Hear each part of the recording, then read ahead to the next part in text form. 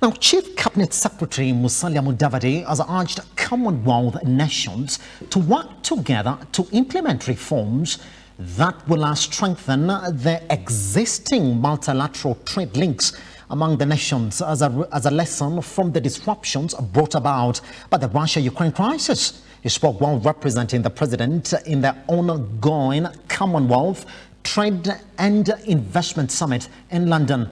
He expressed the president's concern about the slow pace at which agriculture reforms at the World Trade Organization were moving, raiding monies from officials as a result of improved productivity in Africa. This being the first event after the outbreak of the COVID-19 pandemic after the recent concluded COP27, Musalia took the time to recognize the contribution of the Commonwealth Enterprise and Investment Council in putting the event together.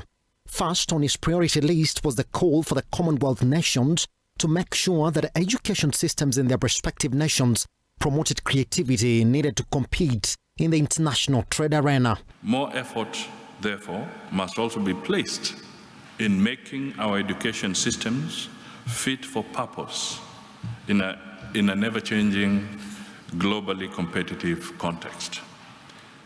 In Kenya, for instance, we are constantly reviewing our educational system, and we are now introducing a competency-based curriculum. Musalia took the Hustler Fund narrative to the international stage as an example of what the nations need to do so as to prop small businesses in their economies and grow them to the international level. The lowest of the lowest can access about $20,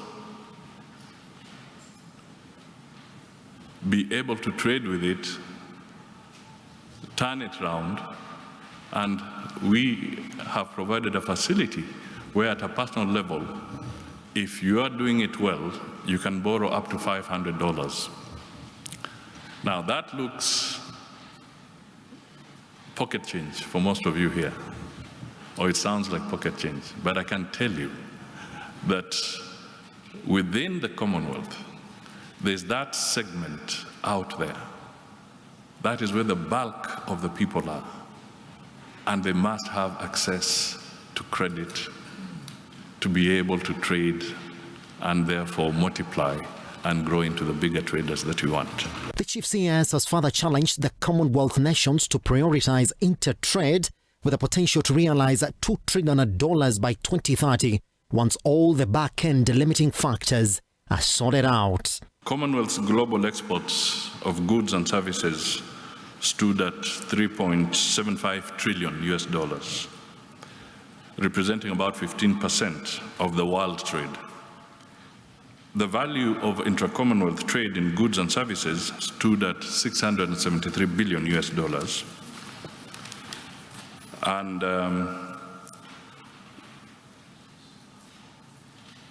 we are seeing that if we push, as it has been highlighted, we have the potential to grow the inter-Commonwealth trade to $2 trillion US by 2030. This is a target that we must really focus on. In perhaps what was the best rally for the nations to work together, Musalia has called upon the nations to move together with one another in the challenge to develop so as to meet the initial goal behind the creation of the body. 3 C's. Commonalities, Commonwealth, and Commonwealth. Opportunities abound on our collective histories, common language, common legal structure, a wide geographical spread, and a large population. We must make this count.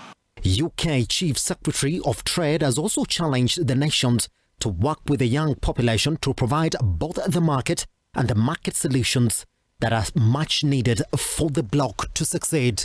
1/3 of the planet's population, with 60% of them under the age of 30, a collection of much valued trading partners for this country, representing almost 10% of our total trade with the world.